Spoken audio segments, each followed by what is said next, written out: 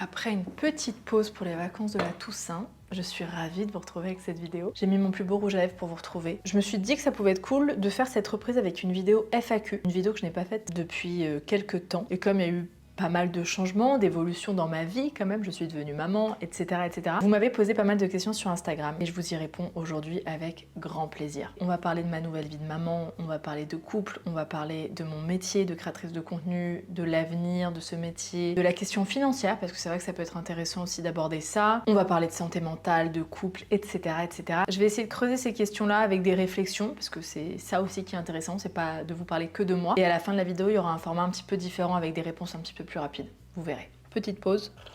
Cette fois, je vais poser ma tasse, je vais pas en mettre partout. Où es-tu de ton projet de déménagement? Si vous regardez mes vlogs ou si vous regardez mes vidéos très régulièrement, tous les dimanches, j'en avais rapidement parlé. Effectivement, nous avons pour projet de déménager. On est dans un appart en location qu'on a trouvé de façon assez précipitée au moment où je suis tombée enceinte, parce que pour vous rappeler le contexte, tout était un peu surprise et soudain. Donc on devait trouver un 3 pièces pour avoir une chambre pour le bébé, que ça soit dans un coin qu'on aime bien, etc., etc. On a eu énormément de chance de trouver cet appart qui nous a parfaitement convenu le temps d'eux, qui était à peu près dans notre budget, etc. Ça a fait à peu près 3 ans, bientôt 3 ans je crois qu'on est dedans. Et en fait il est un peu petit, les chambres sont très grandes, ce qui est plutôt cool, mais la pièce de vie est vraiment petite et en fait c'est hyper dommage. Alors c'est très agréable d'avoir des grandes chambres quand on a une grande pièce de vie, mais d'avoir des grandes chambres, si ça prend la place sur la pièce de vie, je trouve que ça n'a aucun intérêt, sachant qu'on passe finalement très peu de temps dans la chambre. Ma fille n'a pas du tout encore l'âge de rester seule dans sa chambre à jouer dans sa chambre, donc elle est tout le temps dans le salon avec nous, et en fait on a un petit salon avec une table basse qui se lève, on mange sur cette même table, on fait tout dans le salon, c'est petit, on peut pas recevoir, etc.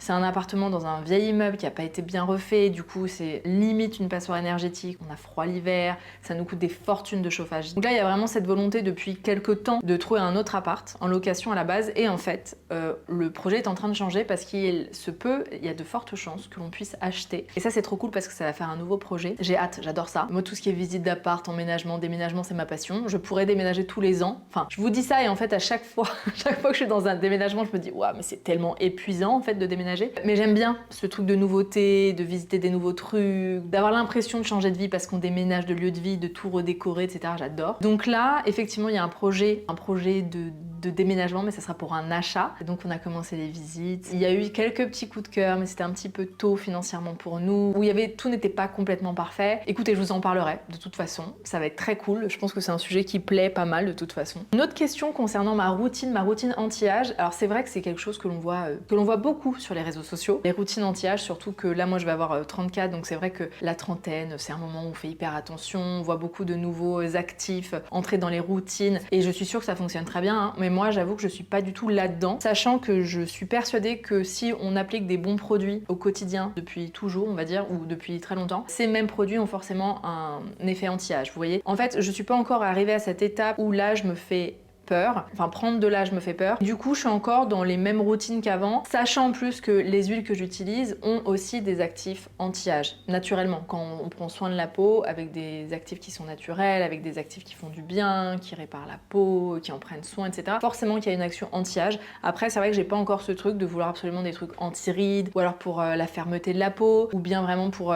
j'ai oublié le terme, mais il y a vraiment un truc que l'on peut mettre sur la peau tous les soirs, mais ça veut dire protéger vraiment sa peau du soleil tous les jours, même en plein hiver, avec un SPF qui est très fort, ça va sensibiliser la peau, etc. Pour l'instant, j'ai pas le courage, j'ai pas encore ce truc, je pense que je suis pas encore complexée par ça, et j'espère que je le serai jamais d'ailleurs. Mais pour l'instant, les signes de l'âge me font pas peur, et donc j'ai pas forcément adapté ma routine à ça. Généralement, le matin, je spray un hydrolat de fleurs d'oranger. Ensuite, j'utilise un sérum, en ce moment, j'aime bien, c'est un sérum en brume de la marque Zestid, qui est un sérum assez universel avec des probiotiques, qui va rééquilibrer tous les types de peau, et je trouve qu'il a fait beaucoup de bien à ma peau qui est sensible et qui a une tendance à la rosacée, et je trouve que j'ai beaucoup moins de rougeur et que pour l'instant ma peau ne s'est pas réveillée avec l'arrivée du froid, etc. Enfin ma rosacée ne s'est pas réveillée avec l'arrivée du froid. Peut-être que c'est dû à ce sérum, j'en sais rien, mais en tout cas je l'aime beaucoup. Et ensuite le matin en ce moment j'aime bien utiliser une crème, j'utilise la crème anti-rougeur Typologie, après quelques gouttes de la lumineuse ou de l'envoûtante qui sont les huiles de ma marque, du magicien sur les lèvres, je passe ensuite au maquillage et le soir je me démaquille avec la rêveuse qui est pareil l'huile démaquillante de ma marque, ensuite un peu d'hydrolat de fleurs d'oranger, toujours le spray Zestid et ensuite je masse ma peau peau avec l'envoûtante ou la lumineuse, ça dépend. Pareil, un peu de magicien sur les lèvres, j'en mets un peu sur les cils, sur les sourcils, sur les ongles et basta. J'ai cette croyance que tout ça va me permettre de prendre soin de ma peau et donc de pas l'abîmer et donc de pas la faire vieillir outre mesure. En tout cas avant l'âge, avant l'heure. Mais c'est vrai que je suis pas encore dans ce truc de vouloir absolument des actifs anti-âge. Peut-être que ça viendra, j'en sais rien. Pourquoi ne parles-tu pas de ta relation de couple et de ton compagnon? Ah, sacrée question. Bah parce que justement ça parle de mon compagnon et de ma vie de couple et que ça ne regarde que mon compagnon et moi-même. En fait, moi j'ai fait le choix, mon métier est de m'exposer. Et encore, d'exposer ce que je souhaite exposer, de partager ce que je souhaite partager. C'est ma décision, ma vie, je parle de moi. Par contre, je ne trouverais pas ça respectueux de parler de la vie de mon compagnon, alors que lui n'a pas du tout fait ce choix-là. Mon mec, il n'est même pas sur les réseaux sociaux, il s'en fout de tout ça. Et s'il n'a déjà pas du tout cette tendance à s'exposer, à partager sur les réseaux sociaux, c'est pas pour que je le fasse moi en plus dans mes vidéos. C'est sa vie privée, c'est la nôtre. Après, ça veut pas dire que j'en parle pas, parce qu'évidemment que quand je partage dans des vlogs, que je vous parle de ma fille, de notre vie, je parle de notre vie. Donc forcément que ça l'inclut un petit peu, et ça d'ailleurs c'est quelque chose qui m'a posé problème, qui m'a beaucoup limité dans mon partage, parce que je ne voulais pas trop en révéler, je voulais pas partager des choses qu'il aurait pas voulu que je partage. On l'oublie, et j'ai conscience que j'ai 98% des personnes qui me suivent sont des personnes vraiment bienveillantes. En plus, quand je vous rencontre dans la vraie vie, si je vous croise par hasard, à chaque fois je me dis mais c'est des personnes géniales. J'adorais que ce soit mes potes. Enfin, ça pourrait tellement être mes potes, ça pourrait tellement être mes amis. Mais je n'oublie pas quand même que ça reste internet et que je ne maîtrise pas qui regarde les vidéos et ce qu'on fait des informations que je donne. Ça reste, c'est en libre service sur internet. Je sais pas si vous imaginez à quel point c'est quand même, c'est très vulnérable que d'exposer plein de choses comme ça. Donc je fais très attention. Alors après, je vous dis ça,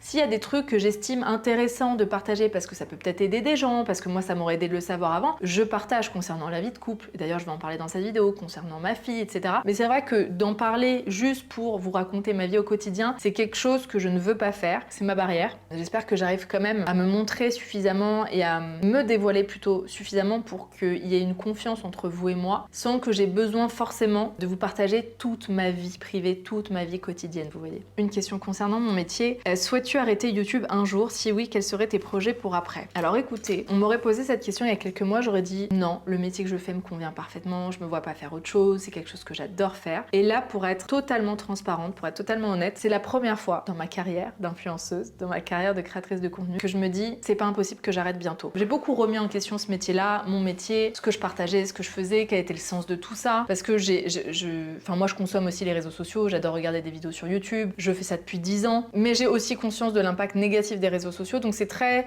compliqué en fait d'avoir cette ambivalence dans la tête de je fais quelque chose que j'aime, mais en même temps je sais le mal que ça peut faire, et je partage quelque chose, mais en même temps je veux pas qu'on se compare, et en même temps je veux partager sans qu'on se compare, donc je veux dire la vérité, oui mais je veux pas trop montrer de moi-même. Ça fait beaucoup de nœuds dans le cerveau et surtout en fait pour la première fois je me demande si ça me rend encore vraiment heureuse et c'est assez bouleversant de vous dire ça parce que concrètement je n'ai aucun projet pour la suite, je ne sais absolument pas ce que je ferais si je faisais pas ça. Pour être totalement transparente, je ne pense pas que j'arriverais non plus à couper complètement dans le sens à ne plus partager parce que ça fait partie vraiment des trucs que j'aime. Si je fais ce métier, ça a jamais été pour me montrer, pour parler de moi, mais c'était vraiment pour dans ce désir de transmission, de tiens j'ai appris quelque chose, je suis sûre que ça peut intéresser des gens, donc j'ai envie de partager l'info, j'ai envie de donner des conseils, si j'ai testé quelque chose, je veux vous en parler, parce que peut-être que ça peut vous intéresser, ça peut vous faire plaisir. Il y a vraiment cette notion de transmission, de partage qui a toujours été hyper présente dans ce métier-là, dans ma vision de ce métier-là. Et donc c'est quelque chose que je pense que je n'arriverai pas à faire. Par contre, est-ce que je veux continuer à faire ça de cette façon-là, c'est-à-dire en étant sur YouTube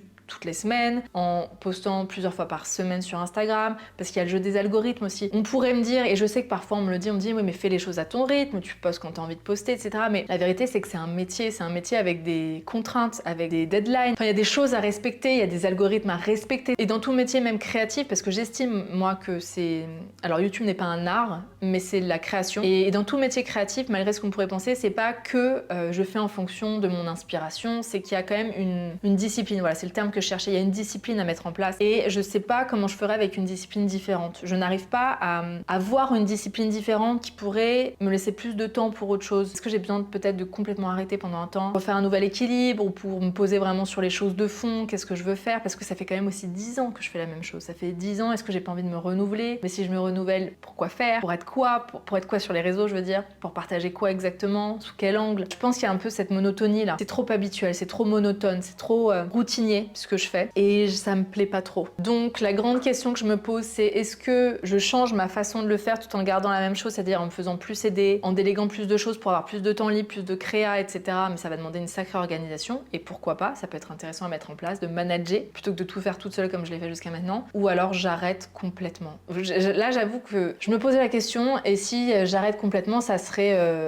bientôt là. Rien d'encore vraiment très clair dans ma tête. Donc affaire à suivre. J'ai besoin de me poser sur la question, ça c'est sûr. Je pense que j'arrive au bout d'un cycle, et c'est normal, ça fait 10 ans, à voir comment je renouvelle ce cycle ou pas. En fait, avant de passer à une autre question, l'avantage que j'ai quand même, c'est que j'ai bâti une communauté pendant 10 ans. Et donc quoi que je fasse après, j'ai quand même cette chance que vous soyez au courant. Je sais pas, imaginons que j'écris un livre, bah il y aura 100 000 personnes sur YouTube qui sont au courant que j'ai écrit un livre, et donc c'est une force énorme pour la suite de mes projets. En fait, ça veut pas dire que je vais arrêter de partager, ça veut juste dire que est-ce que je veux que le centre de mon métier soit la création de contenu, ou est-ce que je veux que ça soit autre chose et que je crée du contenu pour parler de cette autre chose. Vous voyez, c'est pas exactement la même chose et c'est toutes ces questions que je me pose. Mais c'est vrai que là en ce moment j'ai envie de création, j'ai envie de création et j'ai envie de temps. Et mon métier avec mon organisation actuelle ne me le permet pas. Donc à voir comment j'organise ça pour me le permettre. On m'a posé aussi la question des finances, combien je gagnais avec ma création de contenu, avec ma marque, etc. Alors on va être complètement transparent, tant qu'à faire, ça peut être intéressant. J'ai été pendant longtemps auto-entrepreneur, c'est-à-dire que tout ce que je gagnais, c'est moi qui le touchait, c'est-à-dire c'est Héloïse Monchablon qui le touchait. Je payais évidemment des charges là-dessus à l'URSSAF, ensuite aux impôts, mais je gagnais en mon nom propre. Je suis passée en société il y a bientôt 3 ans, ce qui fait que c'est plus Héloïse Monchablon qui touche l'argent, c'est EasyBlush, c'est ma boîte. Tout ce que ma boîte gagne, tout l'argent que génère ma boîte, moi je n'ai pas le droit d'y toucher en tant qu'Héloïse Monchablon, en tout cas pas comme je veux et pas n'importe comment. J'ai le droit de le toucher en me versant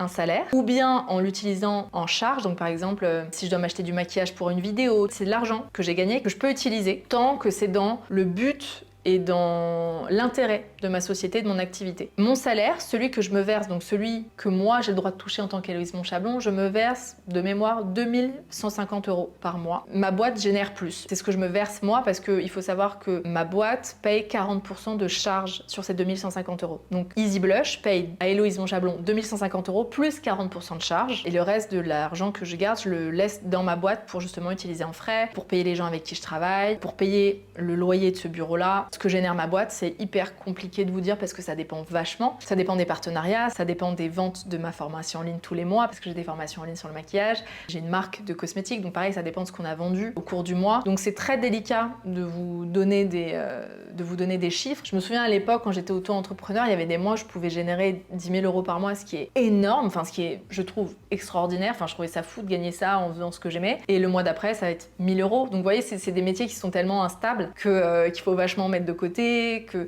j'ai aussi conscience que c'est un métier qui va pas être très durable dans le temps. Je vais peut-être pas faire ça jusqu'à la fin de ma vie, je crois pas. Mais c'est vrai qu'on sait que c'est un métier qui est très instable, qui peut vraiment s'arrêter du jour au lendemain, qui est pas facile au niveau de la santé mentale, on en parlera aussi. Du coup, c'est très compliqué pour moi de vous dire ce que génère ma boîte tous les mois. Ça dépend de plein de choses. Mais en tout cas, voilà, tous les mois, 2150. Si à la fin de l'année, au moment de mon bilan, je vois que ma boîte a fait un peu de bénéfices et que j'ai envie de me verser un petit peu plus d'argent, je peux le faire à ce moment-là. Ça dépend. On m'a aussi posé la question de l'évolution de mon métier. Comment je vois l'avenir de ce métier, c'est une sacrée question. Parce qu'effectivement, comme je vous disais, moi je suis là depuis 10 ans et j'ai vu à quel point ça évolue. Moi, quand j'ai commencé à l'époque, il n'y avait pas Instagram. Je sais pas si vous imaginez, il y avait Snapchat qui faisait quelques stories, ensuite Instagram l'a pris. Moi j'ai commencé via le blog, il y avait YouTube évidemment, et il y a eu plein de nouveaux réseaux sociaux, plein de nouvelles façons de communiquer, plein de façons de consommer les réseaux sociaux qui sont arrivés. C'est assez intéressant à voir, c'est assez flippant aussi pour tout vous dire parce que ça va tellement vite en fait, c'est incroyable à quel point il faut s'adapter et il faut sentir aussi le truc pour pas s'éparpiller parce que je pense qu'il peut y avoir aussi cette tendance à foncer vers la nouveauté parce que c'est les nouveaux trucs qui arrivent, parce que c'est ce qui fonctionne à ce moment-là, mais si on fait que ça, on risque de perdre notre centre et de, comme je vous disais, voilà, de nous éparpiller et du coup on peut vraiment se perdre. Et donc moi par exemple TikTok, j'aime bien le consommer de temps en temps, mais c'est pas un réseau sur lequel je passe beaucoup de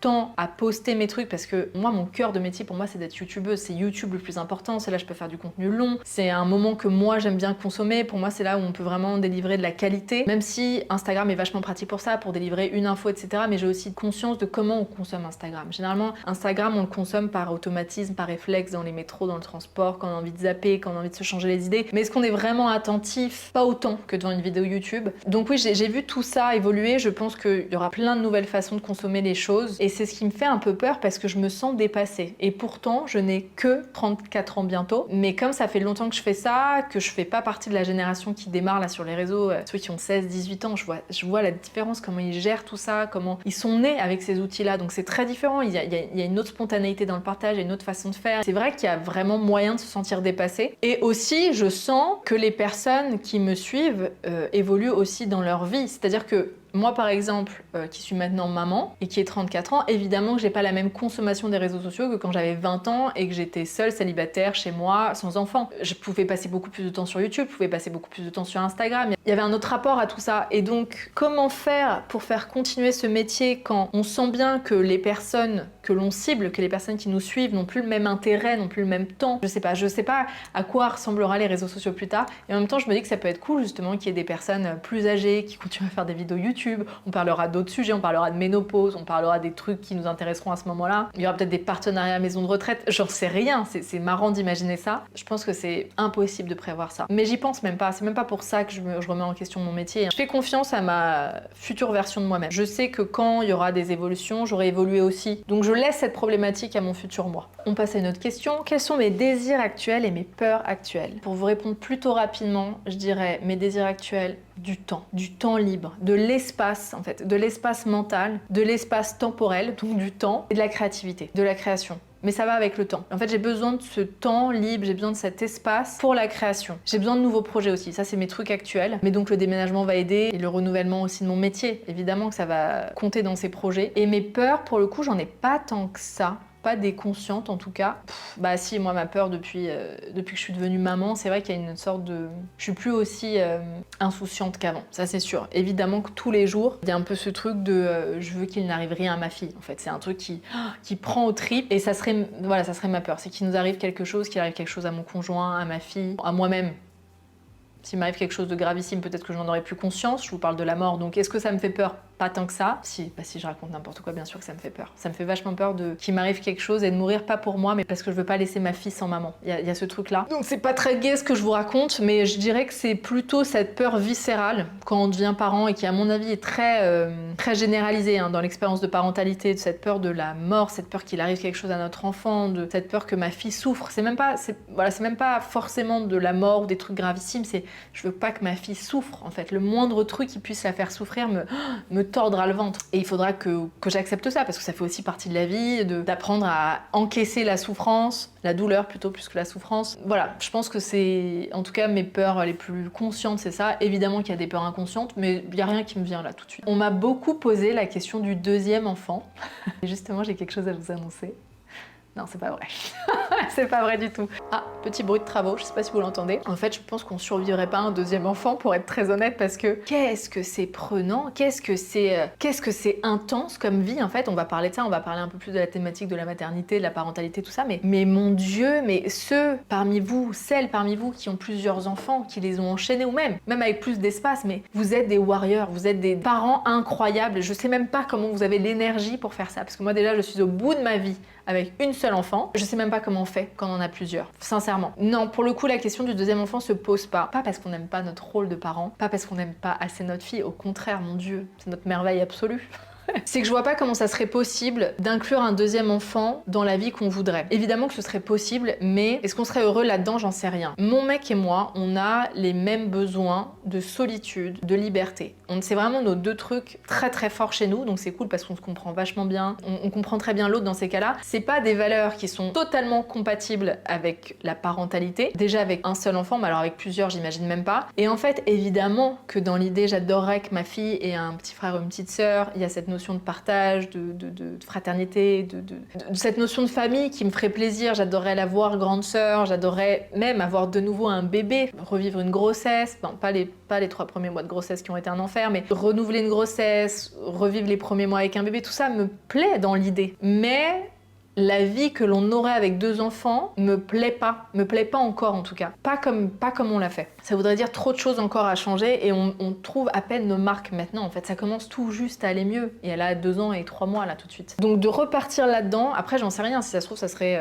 comme on est déjà dedans, peut-être que ça change pas grand-chose quand il y a un deuxième, mais c'est quand même facile, c'est quand même plus facile de bouger avec un seul enfant, de partir sur un coup de tête, de la faire garder par ma mère. Tout est plus flexible avec un seul enfant, je pense. Ça nous semble infaisable et en même temps, on n'arrive pas à dire non de façon catégorique. Vous voyez, on fait souvent le tri des affaires de ma fille, il y a des trucs qu'on vend, qu'on donne, etc. Et il y a des petits trucs ou des trucs qu'on a utilisés ou même, c'est vraiment des trucs tout simples, mais le berceau, mon écharpe de portage, tout ça, on a ce truc de on le vend ou pas et en fait, on n'arrive pas à le vendre, on n'arrive pas à le donner parce qu'on a encore ce truc de on sait jamais quand même, on sait pas. On sait pas ce qui va se passer. Là, je vous dis, ça me paraît impossible. Si ça se trouve, dans 6 mois, je change d'avis. Si ça se trouve, dans 1 an, je change d'avis. Je n'ai que 34 ans encore. Peut-être que je changerai d'avis. Mais en tout cas, en fait, je veux pas faire un deuxième enfant juste pour offrir un frère ou une sœur à ma fille. Je sais que ça va apporter beaucoup de choses d'avoir un frère ou une sœur. Je sais pas si elle en souffrirait vraiment d'être enfant unique. Je sais pas. Dites-moi si c'est le cas. Tout le monde me dit ah mais c'est horrible de faire des enfants uniques, c'est terrible pour eux, c'est égoïste, etc. Mais en même temps, je trouverais ça tellement égoïste pour le deuxième enfant de le faire que pour servir de jouet ou de compagnon à sa grande sœur. Enfin, je sais pas.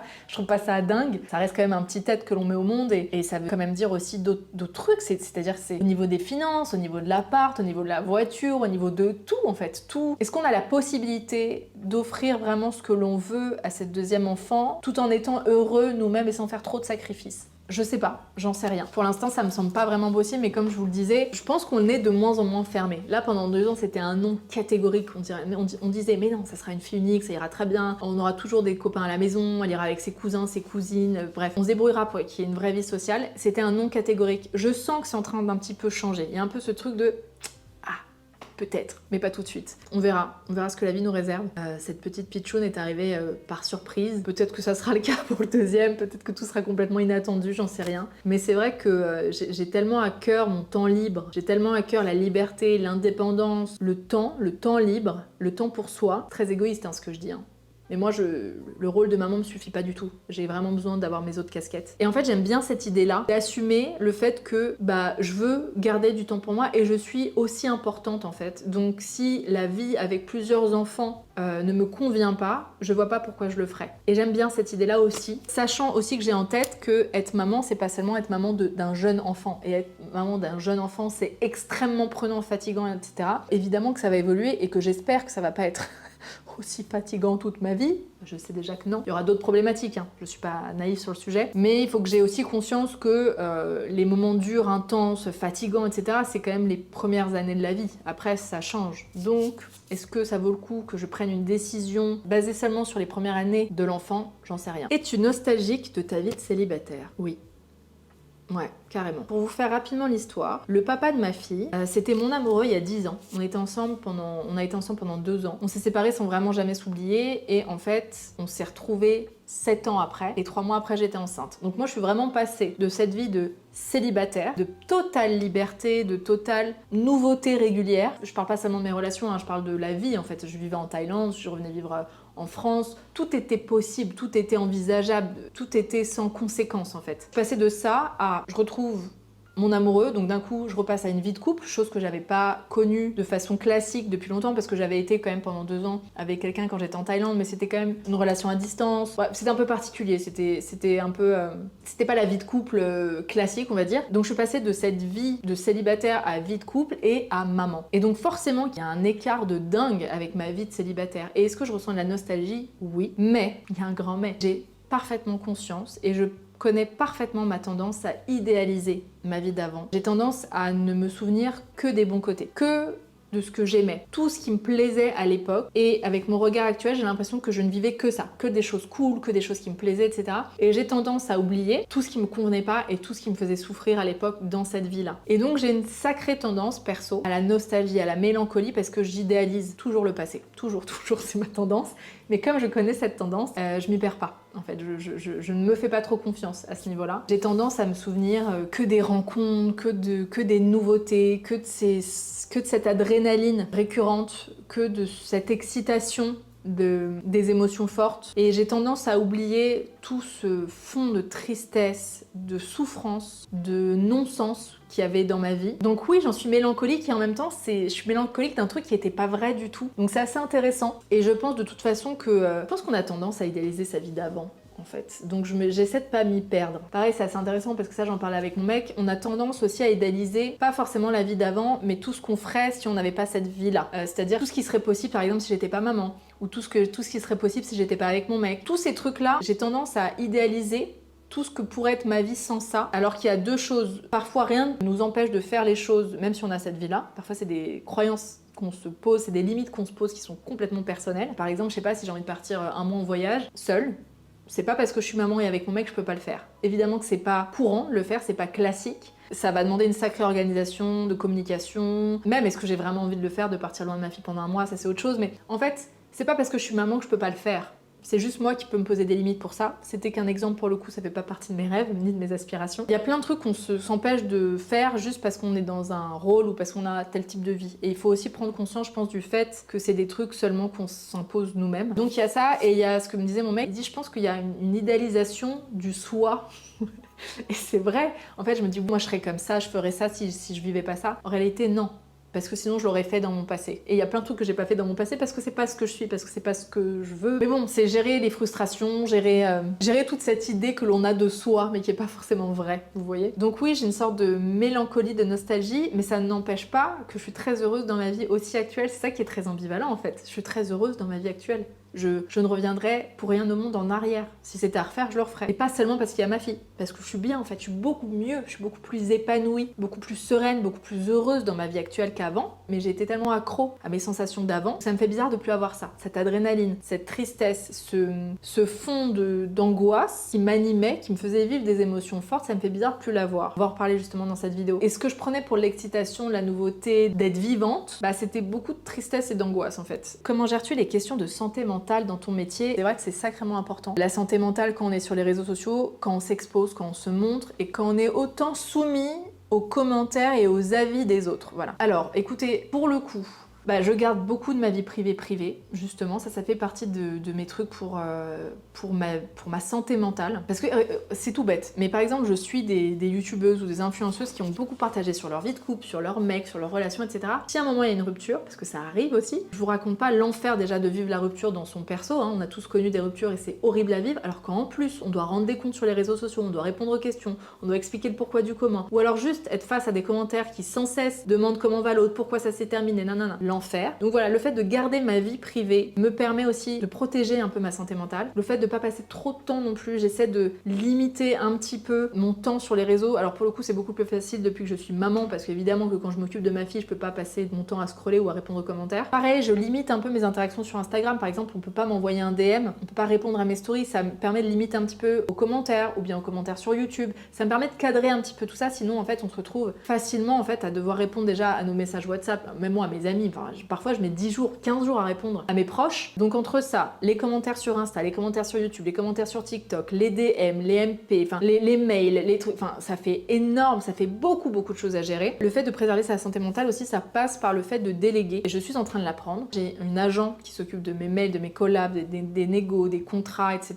Ça me permet aussi de lâcher un peu de pression, un peu d'angoisse, un peu les trucs de mail, de négo que moi je déteste, ça me fout, hein. Ça me met dans un mood que j'aime pas. Le montage, pareil, que je commence un petit peu à déléguer, le community management du compte de ma marque, tout ça me permet aussi de prendre un peu de recul et de laisser les autres faire. Et ça fait beaucoup de bien, parce que moi je suis un peu contrôle freak, à vouloir tout contrôler, tout faire par moi-même, parce que je le fais depuis 10 ans et que je sais bien le faire, et que ça me fait trop bizarre de demander à quelqu'un d'autre de le faire à ma place, mais ça me permet quand même de relâcher un peu la pression et ça fait beaucoup de bien. Et pour la santé mentale, je pense que c'est tout. Mais je dis pas que ma santé mentale est au top de sa forme non plus. Je pense que je pourrais être mieux. Je pense que je serais mieux si j'étais pas sur les réseaux sociaux. Ça, c'est évident. Je pense que je serais plus sereine avec moi-même, avec mon physique, avec mes convictions, avec mes idées si j'étais pas sur les réseaux, c'est évident. Maintenant, je fais le ratio entre ce que ça m'apporte de bien et ce truc de santé mentale. Le ratio positif est bien meilleur que le négatif, mais j'ai quand même conscience que c'est un taf, donc déjà de s'exposer et même juste d'être entrepreneur en fait, le fait d'avoir tout le temps. Ce qui est compliqué, et ça n'a rien à voir avec les réseaux sociaux, c'est le fait d'avoir son propre business en fait, c'est que ça ne s'arrête jamais. Il n'y a jamais un moment où je me dis j'ai terminé mon taf. Il y a toujours quelque chose qui devrait être amélioré, toujours quelque chose qui devrait être fait, toujours quelque chose qu'il faudrait que je fasse. Et donc il n'y a jamais cette sérénité de je peux me permettre de me reposer, de rien faire. Il y a toujours ce truc, ok, je me repose, je ne fais rien, ah mais je devrais quand même faire ça, je devrais quand même faire autre chose. Vous voyez, il y a un peu ce truc, cette charge mentale constante qui est pesante, mais ça, c'est pas seulement les créateurs de contenu qui vivent ça. On m'a posé la question du corps après ma grossesse, comment j'acceptais ça, comment je vivais le poids d'après grossesse, l'acceptation du corps qui change, etc. Alors, on m'a demandé la question du poids, donc je vais vous répondre. Je pense avoir le même poids qu'avant ma grossesse, mais je pense même être un petit peu plus mince, d'1 ou 2 kilos, je crois, à peu près. Donc, on va dire que j'ai cette chance-là. J'ai pas reconnu mon corps en fait après ma grossesse. J'ai aimé être enceinte, j'ai pas pris beaucoup de poids, j'ai pris 13 kilos, j'en ai perdu 10 en accouchant, ce qui est quand même incroyable. Après ça s'est vraiment régulé tout seul avec l'allaitement aussi. L'allaitement fait perdre du poids beaucoup plus rapidement que si on n'allaite pas. Donc j'ai cette chance là. Je vous dis que je suis plus mince, c'est pas pour autant que j'ai le même corps qu'avant. Il y a ça quand même aussi. On peut être plus mince, on peut être plus maigre, on peut avoir perdu du poids par rapport à avant, c'est pas pour autant qu'on aime mieux notre corps, qu'on aime plus notre corps. Mon corps a changé évidemment, que je n'ai plus le même ventre qu'avant, moi ça se joue vraiment sur la peau du ventre. Vous savez, moi j'ai cette morphologie où je suis plutôt fine d'en haut, je suis un petit peu plus pulpeuse du bas, on va dire, j'ai des cuisses qui sont assez fortes, j'ai des fesses, etc. J'ai des formes en bas, mais j'ai toujours eu un ventre plutôt plat. Là mon ventre n'est pas plus gonflé, mais ma peau du ventre est différente parce que mon ventre a accueilli un bébé pendant 9 mois, donc forcément que la peau s'est tirée, j'ai pas eu de vergeture, j'ai cette chance là aussi, mais forcément que quand je m'assois ou quand même je fais du sport, vous savez, quand je fais du gainage et ça, je vois ma peau. Je vois ma peau qui est la même peau un peu distendue que quand on a pris beaucoup de poids et qu'on a perdu. Et ça, c'est pas quelque chose avec laquelle je suis hyper à l'aise non plus. Ma poitrine, alors j'ai jamais eu beaucoup de poitrine, hein, mais là j'en ai encore moins qu'avant. J'ai l'impression d'avoir mes seins qui se sont vidés avec l'allaitement, avec la grossesse, j'en sais rien. Donc tout ça fait que j'ai pas du tout le même corps qu'avant, mais ça me pose pas plus problème que ça, parce que déjà je pense que mon corps n'est pas mon outil de travail, je suis pas mannequin, vous voyez, donc ça déjà ça me pose quand même moins de problèmes. Si mon visage avait complètement changé, ça serait différent, parce que je montre mon visage et pour le coup il y a une exposition de mon visage. Comme je montre pas souvent, je me montre pas tout le temps en maillot de bain, ça change pas plus que ça. Ce qui fait aussi que je vis la chose plutôt bien, c'est mon mec en fait, c'est mon compagnon. Il n'y a jamais eu de soucis, il n'y a jamais eu de réflexion, il devrait jamais y en avoir d'ailleurs. Enfin, ça devrait même pas être une question quand on porte la vie comme ça. J'espère que vous n'êtes pas face à quelqu'un qui vous fait vous sentir mal après dans votre peau, parce que c'est tellement extraordinaire ce que le corps a fait. Mais c'est vrai que j'ai pas senti de différence dans le regard et dans le désir de mon compagnon, ce qui fait que moi je le vis plutôt bien en fait. Il n'y a pas de problématique, c'est moi avec moi-même, moi à force de me comparer aux autres corps sur les réseaux sociaux. Et encore, on est à une époque où ça change beaucoup, on est à une époque où on voit les peaux distendues, on voit la cellulite, on voit les vergetures, etc. Donc c'est trop cool. Le fait d'en voir autant fait qu'on se sent quand même un peu mieux avec l'idée d'en avoir aussi. Donc je le vis plutôt bien, même si évidemment que je n'ai pas... que j'ai pas le même corps qu'avant. Maintenant je vous dis ça, si par exemple je changeais de vie, imaginons que je n'étais plus avec mon compagnon, qu'on se séparait, que je rencontrais quelqu'un de nouveau, est-ce que je serais aussi à l'aise avec ce corps-là? Je suis pas sûre. Bizarrement et tristement. Bon après en même temps je vous dis ça, je pense que ça n'a pas vraiment de rapport avec la grossesse. Je pense que c'est le fait de quand on rencontre quelqu'un de nouveau, qu'on se montre à quelqu'un de nouveau, forcément qu'on est un petit peu moins à l'aise avec quelqu'un avec qui on a passé du temps en fait. Donc voilà, j'ai appris à accepter ça parce qu'il n'y a pas eu énorme changement non plus. Mon discours serait peut-être vraiment différent si j'avais pris 20 kilos et que je les avais pas perdus, vous voyez. Donc je pense qu'il faut se laisser du temps, il faut comprendre qu'on va pas retrouver notre corps d'avant quoi qu'il, même si on perd du poids. Que c'est bien justement que sur les réseaux sociaux on suive des vrais gens, des vrais corps. Et voilà, et si vraiment il nous convient pas, ce corps, tout faire pour le changer comme on peut. De se remettre au sport, de faire attention à ce qu'on mange, si vraiment ce poids nous met mal. Je pense que l'énergie que l'on met à essayer de s'accepter parfois est trop importante par rapport à l'énergie que l'on pourrait mettre à essayer de changer notre corps, vous voyez. À vous de voir ce qui est le mieux pour vous, ce qui est le plus aligné avec ce que vous avez envie de faire, ce que vous êtes capable de faire à ce moment-là. Quand on vient d'avoir un bébé, on a autre chose à penser que faire du sport et se remettre à manger hyper équilibré. Il faut prendre soin de soi et surtout il faut faire survivre un bébé, un petit être, et c'est ça le plus important. Le reste c'est à voir après, on s'en fout. Une journée type dans ma vie, alors je peux vous donner ma journée type la semaine quand je vais travailler et la journée type du week-end. La journée type la semaine, je me réveille, j'essaie de me réveiller vers 7h30 avant ma fille, ce qui n'est pas toujours le cas, parce que parfois ma fille se réveille à 7h, à 7h30, donc malheureusement mon réveil d'avant ne sert à rien. On se prépare toutes les deux, ou bien je me prépare tranquille. Ensuite je l'accompagne à la crèche, je la dépose à 9h30, je vais ensuite au bureau qui est vraiment à côté de la crèche, et je travaille toute la journée de 10h, va dire, enfin 9h45 à 17h15 à peu près. Je vais ensuite chercher ma fille à la crèche et on rentre à la maison. Ensuite, généralement, on rentre à la maison, on passe un petit temps tous les deux, on lit, on joue, on prépare à manger, etc. Ma journée dépend aussi énormément du rythme de mon mec, parce que mon mec travaille en mission, donc parfois il y a des semaines où il travaille pas du tout, et donc c'est peut-être lui qui peut aller chercher ma fille, ou bien on va la chercher ensemble. Et du coup, quand j'entre à la maison, le quotidien n'est pas exactement pareil que quand je suis toute seule. En tout cas, quand je suis toute seule, il y a un peu ce truc-là. À partir de 19h maintenant, je fais dîner ma fille. Je dîne pas avec elle.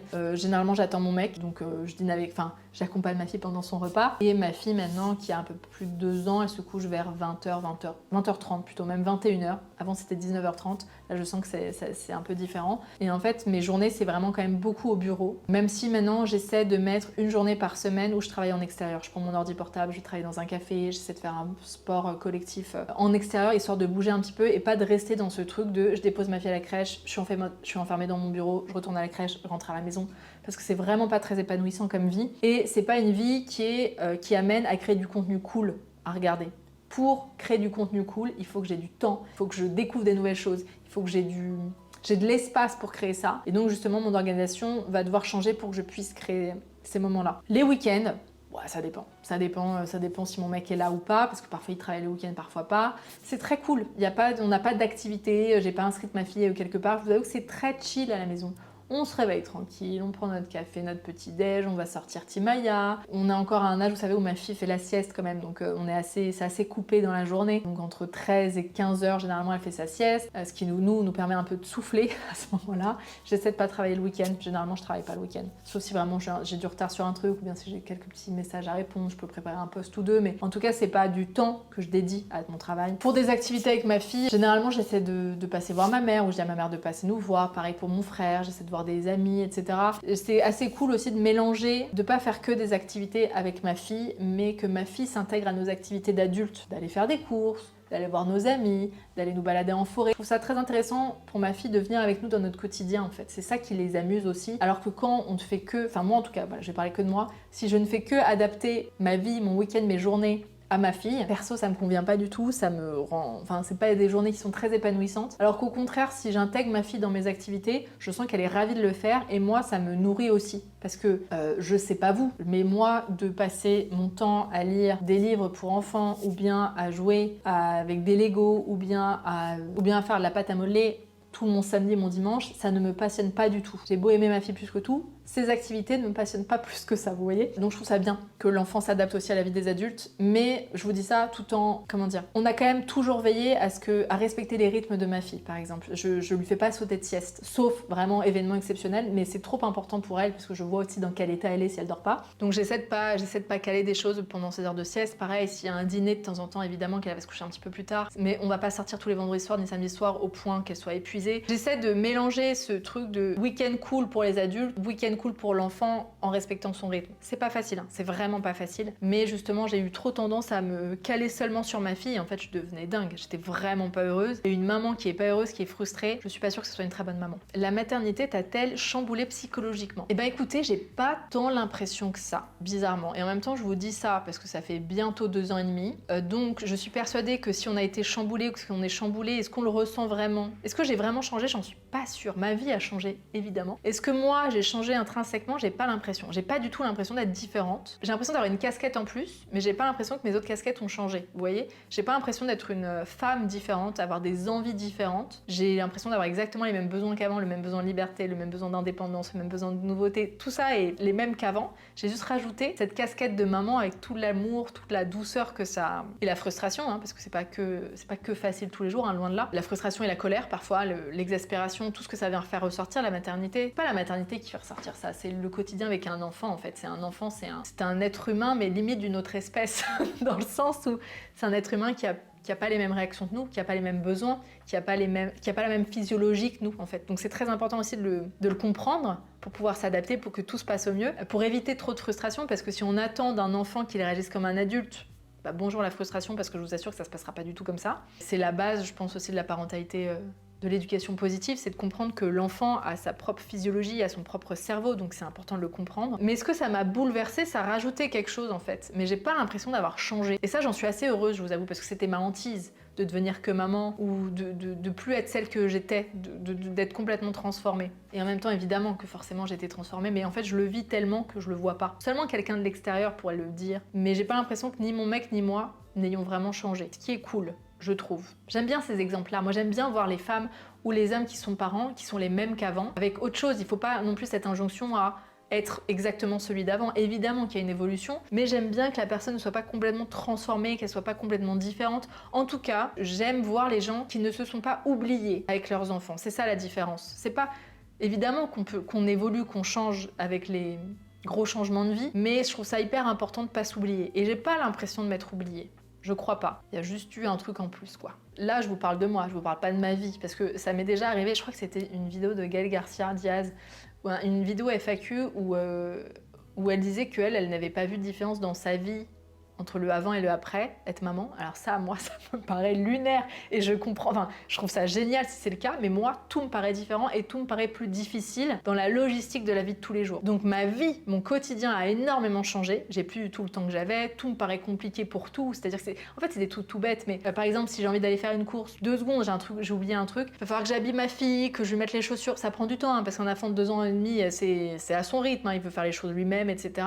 Il faut la prendre dans les bras parce qu'il n'y a pas d'ascenseur dans notre immeuble, on descend, nanana. On doit à son rythme parce qu'elle veut pas tout le temps aller dans la poussette, donc elle veut marcher. Et en fait, tout ce qui avant m'aurait pris 2 minutes et demie me prend une demi-heure. Voir des potes, ok, mais est-ce que ça tombe pendant l'heure de ma fille? Est-ce que ça tombe pendant l'heure de sieste de ma fille? Est-ce que c'est pas trop tard pour elle? Ou est-ce qu'on va pouvoir la faire garder? Il y a tous ces trucs-là, toute la logistique, toute la charge mentale qui, je trouve, est très différente. Donc la vie, notre vie est très différente parce qu'on a décidé de beaucoup l'adapter en fonction de l'enfant. Je pense qu'il y a des parents qui ont vraiment voulu que les enfants soient complètement adaptés à leur vie à eux. Et je trouve ça très bien aussi si c'est faisable, mais moi j'ai pas réussi. J'ai pas réussi à plein de gens qui me disaient oui, bah tu feras dormir ta fille dans la poussette, etc. C'est pas grave, c'est à elle de s'adapter. Non, moi ma fille elle dormait pas dans la poussette, elle était trop éveillée par tout ce qui se passait. Du coup, si elle dormait pas assez, c'était l'enfer après, parce que quand les enfants sont en dette de sommeil, c'est quelque chose. Hein. Voilà, c'est de pire en pire. On n'a pas réussi à avoir ce truc d'avoir exactement la même vie qu'avant.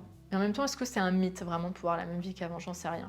En tout cas, ma vie est différente, mais moi j'ai pas l'impression d'être fondamentalement différente en fait. As-tu des difficultés avec ta fille, avec le Terrible 2, etc. Alors évidemment qu'il y a des moments très très compliqués avec ma fille. Alors c'est plutôt par rapport à son sommeil, je trouve. Elle a jamais très bien dormi. En tout cas, elle a jamais fait des... Enfin si, elle a fait, je pense, sincèrement, depuis 2 ans et demi, 2 ans et 3 mois, elle a dû faire 15 nuits de bout à bout.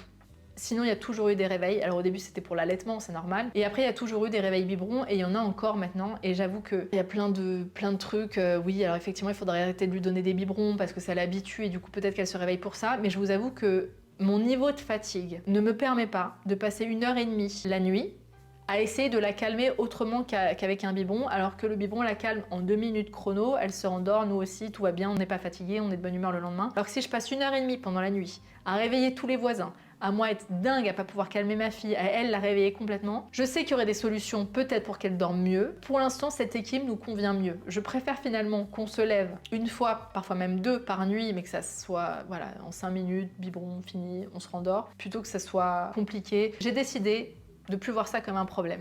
Maintenant, c'est acté. Je sais qu'on va se réveiller pendant la nuit, ce qui fait que forcément, bah voilà, le niveau de fatigue est plus le même. Hein. Je dis bien on, pas de raison que ce soit que la maman qui se réveille la nuit. On voit souvent les mamans dire je me réveille, etc. Mon mec se réveille aussi. Évidemment que si le lendemain il se réveille à 6h, qu'il a une journée de taf de 10 heures hyper physique, je vais me réveiller plus que lui, ça me paraît plus respectueux, mais c'est l'inverse quand il travaille pas, vous voyez. C'est très important aussi, c'est pas que la maman qui se réveille la nuit. Pour allaiter évidemment, après il n'y a plus aucune raison. Donc oui, c'est plutôt une difficulté autour du sommeil. Il y a eu forcément des phases où même ma fille ne voulait plus s'endormir. Elle ne voulait pas s'endormir malgré la fatigue et ça nous a rendu ouf.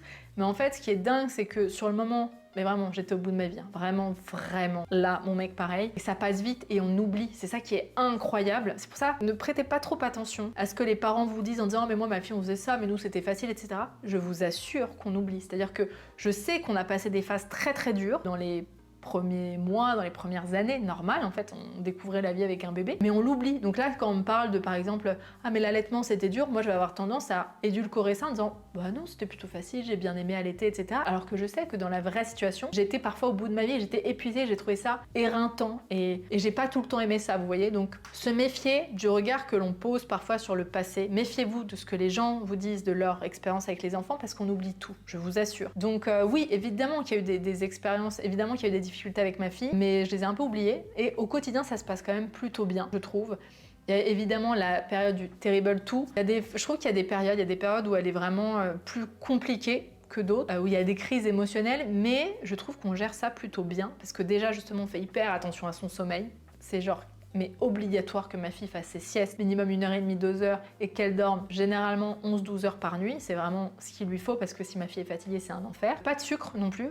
Les fois où elle a pris du sucre, on était chez des amis, ou qu'elle a goûté des trucs, je vois tout de suite la différence aussi sur son niveau de nervosité. Donc il n'y a pas de sucre, il n'y a pas d'écran, sauf, là j'ai craqué pour les écrans, parce qu'on a eu des poux à la maison. Mademoiselle nous a ramené des poux depuis la crèche. Donc pour passer le peigne fin, pour faire les traitements anti-poux, etc., pas d'autre choix que de la mettre devant Petit Ours Brun. Mais pareil, je sens que ça l'énerve, je sens que ça l'excite d'être devant un écran. Et donc le fait de faire sans, je pense que mon mec et moi sommes de nature très calme. Donc elle a quand même ce côté assez calme, et comme on ne s'énerve pas, elle sent que c'est pas électrique, ce qui fait que quand il y a une crise, moi je m'énerve pas, hein. En fait, c'est un peu ce que je vous disais avant. J'ai conscience que ma fille n'a pas le même cerveau que moi. Je vois ça un peu comme une espèce différente. C'est une espèce, c'est pas un être humain adulte, c'est un être humain bébé. Donc pas la même chose que nous, fonctionne pas pareil, elle réagit pas pareil. Et comme je sais qu'elle ne réagit pas pareil et que je connais le fonctionnement de son cerveau, je sais que c'est une crise émotionnelle, que c'est pas pour faire un caprice, que c'est parce qu'il y a un trop plein d'émotions, ça ne me frustre pas moi. Je sais à quoi m'attendre, je sais que c'est normal, je sais que ça passe. Et comme je ne suis pas frustrée, je ne suis pas énervée, ça ne rajoute pas une couche d'énervement par-dessus. Évidemment, parfois je perds patience, évidemment parfois que j'élève le ton, parfois que je suis moins dans la bienveillance, la douceur, évidemment. Je suis loin d'être la maman parfaite et enfin je suis très humaine avec ma fille, hein. Ça m'est déjà arrivé de pleurer devant elle, j'aime pas trop, hein. Je lui explique quand c'est le cas de nerfs, etc. Je lui dis que je suis fatiguée, que c'est pas de sa faute, bref. Donc oui, il y a des moments difficiles, mais je trouve qu'on s'en sort plutôt bien.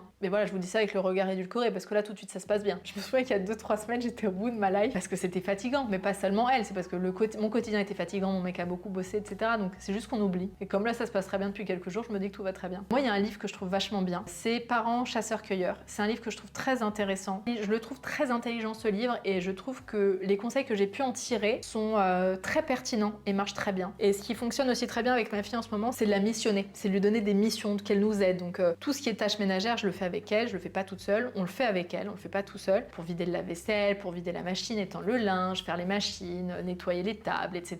Quand je lui demande d'aller jeter quelque chose à la poubelle, en fait, elle a un âge, et c'est quelque chose que j'ai appris dans ce livre-là, où justement ils ont besoin de participer. Ils ont besoin de comprendre qu'ils font partie de l'équipe, de notre équipe. Et elle adore ça. Celle qui promène Timaya, par exemple, quand on se balade dans la rue, celle qui tient la laisse. Et je trouve que plus on donne de responsabilités à l'enfant, je vais parler de moi parce que j'en sais rien finalement des autres enfants, plus je donne des responsabilités à ma fille, plus je lui fais confiance, moins elle fait de crise en fait. Et bon, et parfois c'est chiant, hein, parce que parfois quand j'ai 2 minutes avant de partir à la crèche parce qu'on est pressé et qu'elle veut absolument mettre ses chaussures toute seule ou changer de pull ou je sais pas quoi, c'est un peu enquiquinant, ça peut faire perdre patience. Mais je sais, c'est ce qui lui permet de mieux gérer les crises émotionnelles. Et après, il y a des crises émotionnelles et c'est comme ça. Nous, on réagit pas, hein.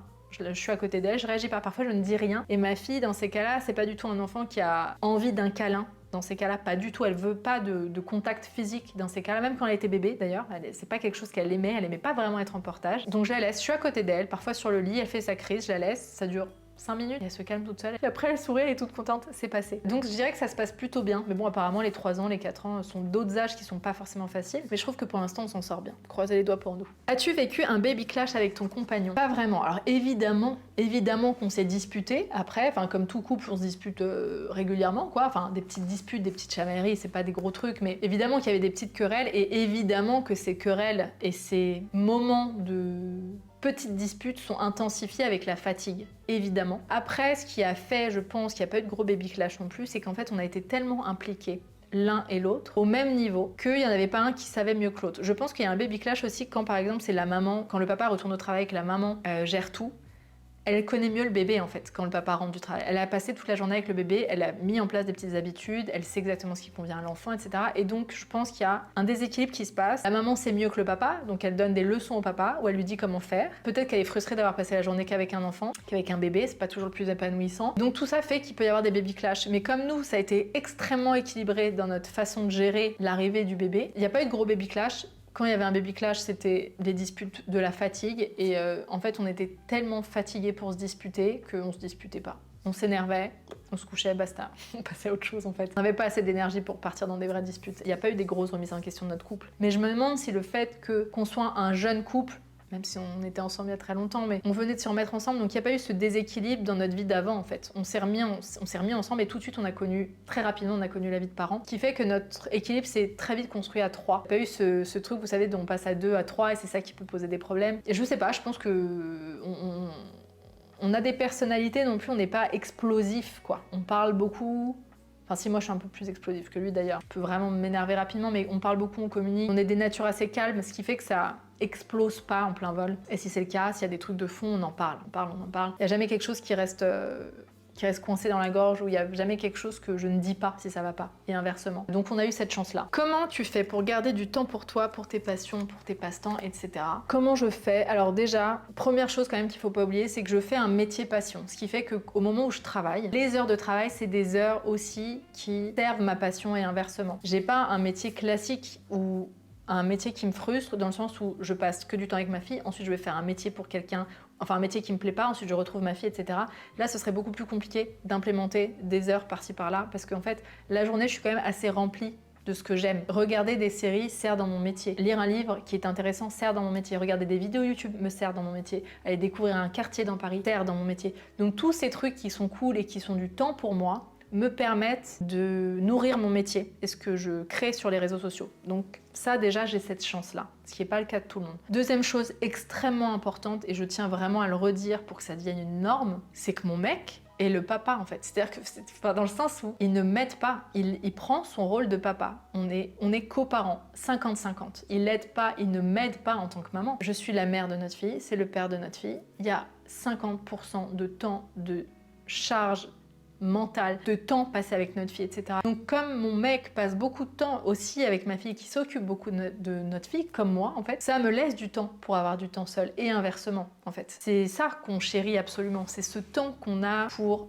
sortir voir des potes pendant que l'autre est à la maison et s'occupe de notre fille, ou passer un moment solo à la maison, et on adore ça. Je pense que cet équilibre de temps pour soi, il est aussi vraiment dû à l'implication et au temps du papa. Et donc notre bien-être en tant que maman ne dépend pas que de nous, malheureusement. Ou alors je vous dis du papa, en fait c'est de n'importe quelle aide. Si vous avez assez d'argent par exemple pour vous faire aider par quelqu'un qui est à la maison par exemple, je sais pas, qui s'occupe de l'enfant quand vous êtes là, ou qui vous aide à faire le ménage, à faire à manger, évidemment que c'est déjà plus simple pour avoir un petit peu plus de temps libre, un peu plus de temps pour vous. Ou bien si vous avez vraiment votre maman, votre soeur, votre frère, qu'importe, je sais pas, si vraiment vous avez de l'aide, l'aide permet d'avoir du temps pour soi. Il faut accepter de se faire aider, il faut demander de l'aide, ou en tout cas il faut le mettre en place parce que c'est la seule façon de retrouver un peu de temps pour soi, de temps pour ses passions, et c'est arrêter de se mettre de côté. Si par exemple votre heure de sport de la semaine vous fait beaucoup de bien, il faut absolument la mettre en place, il faut absolument que le papa s'occupe de l'enfant à ce moment-là. Il n'y a pas que la maman qui est importante pour l'enfant, le papa aussi, les autres membres de la famille aussi en fait, il n'y a pas que les parents, il peut y avoir les autres membres de la famille, des amis. L'idée est de trouver d'autres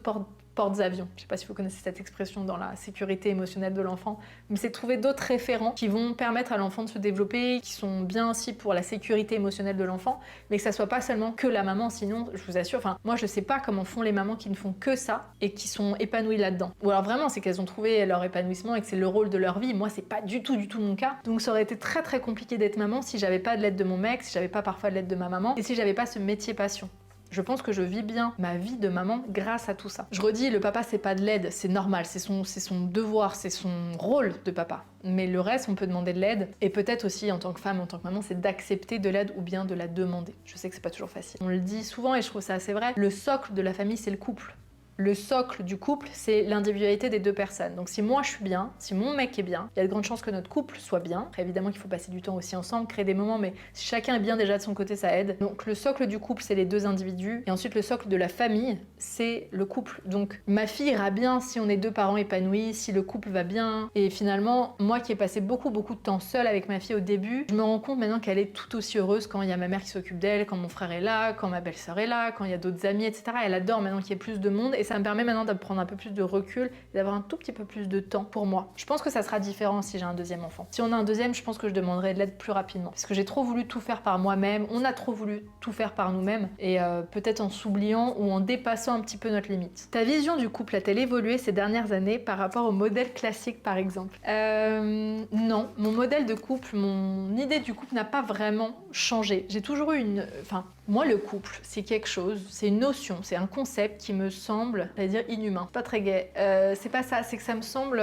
le couple tel qu'on l'entend, tel qu'on le voit dans le modèle sociétal me semble... Oui, si, inhumain dans le sens pas fait pour l'être humain en réalité. Je pense qu'on se force à rentrer dans ce concept du couple, de ce que devrait être le couple, de ce qu'on devrait faire quand on est en couple, ce qu'on devrait pas faire si on est en couple, etc. Et moi, ça me paraît ouf vu de l'extérieur. Je sais pas si vous avez vu le dernier spectacle de Farid qui est disponible sur Prime, et il parle beaucoup de ça, du couple, de la vision, de ce qu'on attend du couple, dans le modèle qui a un peu de le couple, c'est en tout cas la personne avec qui je suis en couple, c'est la personne avec qui je dois tout partager, je dois passer du temps tout le temps avec cette personne, je dois tout lui dire, c'est la seule personne que je regarde, c'est la seule personne qui me donne envie, etc. Ça, c'est l'idée du couple que l'on a, qu'on aimerait en tout cas avoir. Je pense que c'est très très loin de la réalité. Moi, j'ai un peu ce truc qui, en tout cas, le couple, ce couple-là n'est pas du tout naturel chez moi, parce qu'il y a encore cette notion de liberté, d'indépendance, etc. C'est pas du tout pour autant qu'il y a une question de couple libre, hein, pas du tout. Mais je pense que on a et mon mec et moi, on a cette chance d'être vraiment pareil à ce niveau-là. Et on a vraiment besoin de passer beaucoup de temps seul. Pour nous, c'est évident que je peux encore partir seule en vacances sans lui et inversement. C'est pas parce qu'on est un couple qu'on devrait tout faire à deux. Par exemple, vous voyez, je suis partie à Lisbonne, je vous en ai parlé, je suis partie à Lisbonne, il y avait des potes là-bas,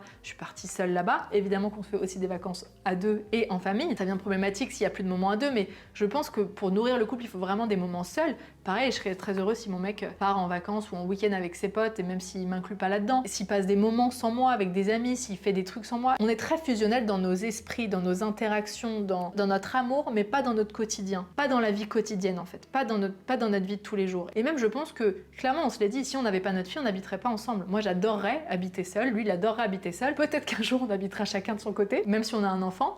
Il y a un peu ce truc là, donc ça c'est plutôt cool qu'on ait la même chose. Donc le modèle du couple pour moi me paraît... En fait je pense que c'est hyper important de créer le couple qui nous convient. Et pour certains, ça va être de vivre avec la personne, d'être très très fusionnel. Pour d'autres, ça va être de vivre séparément. Pour d'autres, ça va être en couple libre. Pour d'autres, ça va être de pas être en couple du tout.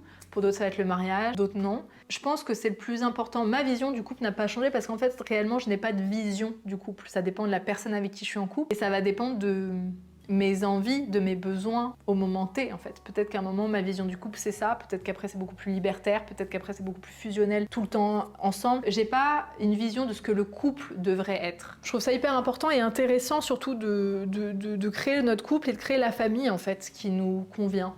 Parce que le couple, tel que l'on le voit ou l'attend dans la société, n'est absolument pas naturel et n'a peut-être même pas été fait pour le bonheur des deux individus. Pas romantique à la base le couple. Hein. Le mariage, tout ça, c'est pas une idée romantique. Comment faire pour que le couple devienne romantique? Justement, ça c'est toute ma question existentielle. C'est trop important ça pour moi, la question du couple. J'adore ça. Enfin, non, justement, c'est pas la question du couple, c'est la question de l'amour. Ça c'est ma question existentielle que j'aimerais toujours. Donc comment faire perdurer cet amour dans le couple sans que le couple devienne seulement cette institution sociétale? Et j'ai aussi beaucoup changé. Enfin, oui, là où j'ai changé dans ma vision du couple, c'est que j'ai compris que le couple était différent de l'amour et que le couple était un choix, une décision et du travail. C'est pas la vision la plus optimiste pour la romantique que je suis, et encore. N'est-ce pas plus romantique finalement de tout faire pour rester avec quelqu'un parce qu'on l'aime, plutôt que de se laisser emporter par des élans ou par des instincts, j'en sais rien. Donc oui, je me rends compte que c'est très très différent, que cet amour durable, cet amour de fond, il est très différent de ce que j'ai pu appeler l'amour il y a longtemps, avant, enfin depuis ma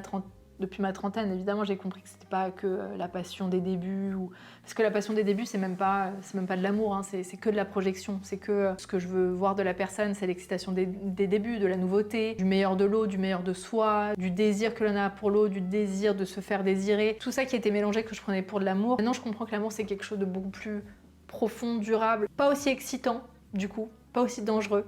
Pas aussi, comment dire, ça prend pas aux tripes de la même façon, mais c'est bien mieux, c'est différent. Mais ça, j'ai mis vraiment beaucoup de temps à l'accepter, hein, parce que pour moi, l'amour, c'était le danger, en fait. J'avais tellement associé ces deux idées, l'amour est égal danger, parce que l'amour me faisait mal dans le ventre, m'angoissait, en fait. Et pour moi, c'était ça, l'amour, alors qu'en fait, c'était le danger, c'était le fait que je sentais que ça allait pas, enfin, que l'autre était pas bien pour moi, que ça allait pas le faire, que j'étais en danger avec l'autre. En danger, c'est-à-dire que j'allais être abandonnée, c'est pas que ça allait se terminer. J'ai jamais été en réel danger. Je parle de cette peur que ça s'arrête, de cette peur de se faire abandonner, cette peur d'être quitté, rejeté, tout ça. C'est tous ces sentiments qui faisaient naître une adrénaline, qui faisaient que les histoires devenaient palpitantes. C'était pas les histoires, c'était pas la personne qui était palpitante. C'était tout mon danger, c'était tout le danger que je sentais à l'intérieur qui faisait naître cette adrénaline. Donc j'ai vachement appris à trier ça. C'est hyper important, je pense, pour un couple durable en tout cas. Ça veut pas dire que, après, quand je dis ça, je veux pas non plus que le couple soit une injonction. On peut vouloir vivre l'excitation de la nouveauté toute sa vie. Moi, j'ai aucun problème avec ça. Je pense juste que c'est pas conciliable avec une vie de famille, par exemple. Je pense que faire un enfant avec un homme qui nous fait nous sentir en danger, nous fait nous sentir sur la sellette, nous fait sentir ces trucs dans le ventre, de l'adrénaline, c'est peut-être pas forcément le meilleur. Sauf si c'est de l'adrénaline positive, hein, genre de l'amour-passion enfin, je sais pas si vous voyez ce que je veux dire. Mais je pense que tout n'est pas conciliable avec les plans de vie. Si vous avez envie d'une famille, je pense qu'il faut aller vers un amour qui est durable, le vrai amour. Si vous n'avez pas forcément envie de famille, que le couple, en soi, vous donne pas plus envie, je trouve que les débuts l'excitation des débuts, qu'on recommence même tous les ans, tous les 2 ans avec quelqu'un de nouveau, pourquoi pas? Pourquoi pas après tout? Oui, il y aura rien de durable, et alors? Pourquoi pas si c'est ce qu'on aime vivre en fait? Eh bien écoutez, j'ai énormément parlé. Maintenant on va passer à la dernière étape qui est des questions un petit peu plus tac au tac. Vas-tu refaire un podcast? Je ne pense pas. J'adore l'idée du podcast, mais figurez-vous que j'ai appris que beaucoup d'entre vous regardez mes vidéos en podcast, donc finalement ça sert à rien que j'en fasse un. Non, pour être très honnête, en fait, je vois pas ce que je pourrais raconter de plus que ce que je raconte en vidéo. En fait, entre Instagram et YouTube, j'ai déjà du mal à savoir comment trier les infos, qu'est-ce que je mets où, pourquoi je parle de ça là et pas dans un autre endroit. Podcast, je vois pas ce que je pourrais raconter de plus. Si je me mets à un autre truc, c'est plutôt une newsletter. Podcast, pour l'instant, c'est mis de côté. Combien de temps as-tu allaité ta fille et comment as-tu vécu cette expérience? Je l'ai allaitée pendant 5 mois et demi en exclusif, 6 mois en total, parce qu'après, j'ai produit moins de lait en passant à du lait en poudre. Comment j'ai vécu cette expérience? Là, avec du recul, je vous dis que j'ai adoré cette expérience et que je la referai sans hésiter. Sur le moment, je l'ai pas vécu exactement pareil. Ça s'est plutôt bien passé dans la mise en place. Enfin, ma fille a bien pris le sein, tout s'est bien passé parce que je m'étais documentée aussi sur le sujet. J'avais lu un super livre sur le sujet. Vraiment un domaine dans lequel il faut se renseigner. Il n'y a rien de naturel. Enfin, si, c'est très naturel d'allaiter, mais il n'y a rien de naturel dans la mise en place de l'allaitement dans notre société actuelle en tout cas, si on n'est pas informé sur le sujet, je veux dire. J'ai trouvé ça magnifique, plus facile sur certains aspects, il n'y avait pas les biberons à gérer, ma fille se calmait en 2 secondes parce qu'un bébé qui pleure, vous le mettez au sein, il s'arrête direct, ma fille se rendormait facilement, moi aussi je me rendormais facilement la nuit, mais ça m'a confrontée à mon manque de liberté, à mon manque d'indépendance parce que je pouvais pas sortir plus d'1 heure, voire 1h30 sans elle, ce qui fait que t'es quand même collé à ta fille pendant 6 mois non-stop. J'avais l'impression d'être dans un don de soi à la limite du sacrifice. Mais vous voyez, je le referais sans hésiter. Si j'avais un 2e enfant, je réallaiterais sans aucun problème. Que penses-tu des relations libres? Je pense que c'est un très bon modèle, que c'est une très bonne option pour les personnes qui ont beaucoup travaillé sur leur jalousie, sur leur confiance en eux, sur leur estime, et qui ont une totale confiance en leur partenaire et en leur couple. Je trouve que ça peut être une très bonne solution pour des gens. Je pense pas que ça convienne à tout le monde, loin de là. Moi, je crois pas que je pourrais l'accepter. Enfin, j'arriverais pas, je crois pas. Mais c'est quelque chose que je comprends très bien, et je pense que c'est quelque chose qui peut-être permettrait de limiter beaucoup de ruptures et de divorce, bizarrement. Peut-être que s'il y avait cette autorisation à vivre autre chose, il y a une autre histoire qui est vécue et après il y a une nouvelle énergie pour reprendre la relation de base, vous voyez. Je pense que ça peut être une bonne solution, peut-être à des moments de vie ou pour certaines personnes. Je n'ai jamais été en relation libre, mais je ne juge absolument pas ça tant que les deux sont vraiment d'accord et que c'est fait avec vraiment dans l'amour et le respect. Vraiment, et que les deux soient ok avec ça. Fais-tu toujours le jeûne intermittent? Oui, plus ou moins, dans le sens où en fait je petit déjeune pas le matin. Après, je suis pas du tout dans ce truc où je calcule pas mes heures, mais c'est vrai que je ne mange plus le matin, je bois que du café ou du thé le matin, et mon premier vrai repas c'est le déj, en fait c'est le midi. Mais je fais pas le jeûne intermittent dans le sens où je ne calcule pas 20 heures. Et si par exemple, je sais pas, ma fille n'a pas fini sa compote le matin, moi je la prends, je la finis. Donc en réalité, je suis plus vraiment en jeûne intermittent. Donc d'une certaine façon, oui, mais c'est plus vraiment du jeûne intermittent. C'est juste que je petit déjeune pas. Ton feel good movie, Bridget Jones, sans hésiter. Le journal de Bridget Jones, le premier évidemment. C'est un film que je peux mettre en boucle, que je peux mettre en fond chez moi, que je peux mettre dès que, je sais pas, là en plus il y a Noël qui arrive, je vais adorer re-regarder ce film. J'adore ce film. Les influenceurs, les créateurs de contenu que je suis et que j'aime, je vais vous parler surtout des youtubeuses en fait. Ouais, parce que moi c'est des formats que j'aime bien. Laura Travelbook, évidemment, j'adore sa personnalité, sa douceur, son travail, ses vlogs, tout doux, j'adore. Caro from Moonland, évidemment pareil, c'est une illustratrice aussi, et j'adore tout son univers, tout son côté cosy, douceur, c'est parfait pour l'automne et l'hiver. Qu'est-ce qu'il y a d'autre? J'aime beaucoup Dévibration, qui est une youtubeuse un peu plus jeune, mais qui a une super dynamique, elle a une super énergie, j'adore suivre ses vlogs. Je l'ai découverte il n'y a pas si longtemps que ça. Ça, c'est un peu mes valeurs sûres, je dirais. Dès qu'il y a une vidéo de ces personnes qui sort, je regarde. Après, je choisis plutôt les vidéos en fonction des thématiques. Le produit de mes rêves qui n'existe pas encore, moi je dirais, je pense que ça n'existera jamais hein, parce que c'est pas possible. Moi, je voudrais une crème anti-cerne. Mais genre vraiment, c'est-à-dire comme une crème hydratante où on sait qu'une crème hydrate la peau et que la peau est hydratée, et ben une crème qui vraiment a ce côté anti-cernes, qui enlève les cernes par traitement, pas par maquillage, pas par camouflage. Une crème qui vraiment fait circuler, qui enlève ce côté bleu ou un peu brun des cernes, ou qui enlève les poches. Ça, j'adorais que ce produit existe. Je crois pas que ce soit faisable. Donc en attendant, vive l'anti-cerne. La routine réconfort quand tout va mal. Alors j'aimerais vous dire, je vais marcher dans les bois, je fais un puzzle, je me fais un petit thé chaud ou je me fais un petit spa. Pas du tout. Moi, quand vraiment ça va pas, que j'ai le moral à zéro ou que je suis fatiguée, je déplie mon canapé et je regarde de la télé-réalité. Love is Blind, ça c'est ma nouvelle passion. Ou bien à l'époque, j'aimais bien regarder les Kardashians. Voilà, j'ai besoin d'un truc qui est complètement superficiel, qui est à l'opposé de ma vie et qui me permet vraiment de décrocher le cerveau et qui me permet en même temps de me divertir. Ça, c'est vraiment mon rituel si vraiment ça va pas. La télé-réalité, ça fait du bien dans ces cas-là. Sinon, il y a des choses qui me font du bien et je me les suis notées sur une petite note dans mon iPhone. J'ai une petite note dès que ça va pas parce que quand ça va pas bien, je sais plus exactement ce qui me fait du bien, vous voyez. Donc c'est pas mal que je me le sois noté. Ma note s'appelle Quand le moral va mal. Puzzle, dormir, c'est quelque chose tout bête, hein. Mais souvent, la baisse de morale peut être due à du sommeil. Quand j'ai envie de rien, quand je sais pas ce que je veux faire et tout. Généralement, c'est que je suis en manque de sommeil. Donc il y a rien à faire à part dormir. Dessiner, bouger. Yoga, danse, sport. C'est vrai que de bouger, même de mettre une musique à fond chez soi pour danser, bouger, sauter, qu'importe, permet d'aller mieux. Sortir et aller dans un endroit fréquenté. Sortir, je sais pas, aller dans des magasins, aller dans un café, aller dans un resto, aller dans un quartier animé de Paris, ça peut me faire du bien. Me maquiller ou essayer un nouveau look make-up, c'est vrai que ça peut être pas mal. C'est un côté un peu artistique aussi, un peu activité manuelle. Et en même temps, je me sens plus jolie, donc ça peut influer sur le moral. Et enfin, ranger, trier, faire le ménage. Ça peut aider aussi. Mais quand vraiment ça va pas, Love is Blind, direct. Ton plat favori végétarien que tu prépares souvent, parce que moi je suis végétarienne depuis 10 ans, je peux vous dire les plats qu'on fait systématiquement toutes les semaines à la maison. Des wraps avec des légumes rôtis dedans et une sorte de tofu ou de légumineuse. Là en ce moment c'est courge butternut, parfois courgettes, patates douces, de l'aubergine, bref on fait cuire tout ça, rôti ou bien à la vapeur. Et on met dans un wrap avec du houmous ou bien avec une sauce, on fait yaourt soja moutarde avec un peu d'ail. On met un peu de fromage râpé, généralement une sorte de tofu. Et ça fait un wrap. C'est hyper bon, c'est gourmand, c'est assez équilibré en plus. Les pâtes pesto rosso évidemment. Des pâtes complètes avec de la sauce pesto rosso, la Barilla, la meilleure. J'aime bien en mélanger avec du tofu rosso émietté pour faire une sorte de bolognaise. Du gruyère. Ça pareil, c'est un plat indispensable qu'on se fait au moins une fois par semaine. Ça, c'est nos plats signature. Il y a des salades aussi, des salades avec plein de choses, mais là, comme on entre dans l'hiver, c'est plutôt ce type de plat. 3 destinations que j'aimerais visiter. L'Islande, j'en rêve. Je rêve de visiter cet endroit qui a l'air incroyable. Et il y a aussi 2 endroits que je connais bien, mais dans lesquels j'ai très envie de retourner. Thaïlande, évidemment. J'aimerais bien qu'on se fasse ça. Je me verrais bien repartir vivre quelques mois en Thaïlande. Ça serait tellement différent avec ma fille et mon mec. Je sais pas comment exactement ça pourrait s'organiser, mais j'aimerais bien. J'adorerais retourner à Copenhague. Et New York, que j'ai fait il y a très longtemps et que j'aimerais bien refaire. Je sais pas, j'avais bien aimé l'énergie de cette ville et je serais curieuse d'y retourner maintenant. Ma dernière lecture, c'est Les Jours Mauves, je crois qu'il s'appelait comme ça.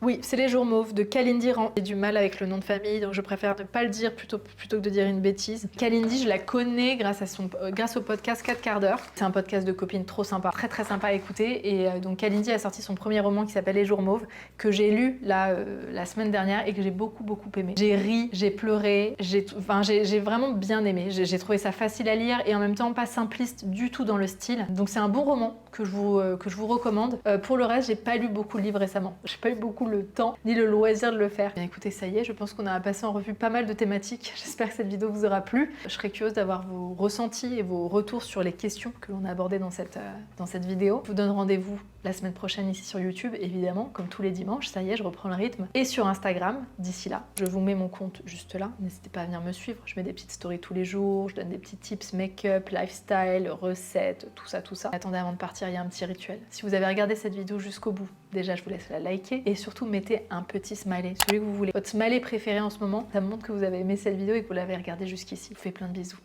À très vite. Bye bye.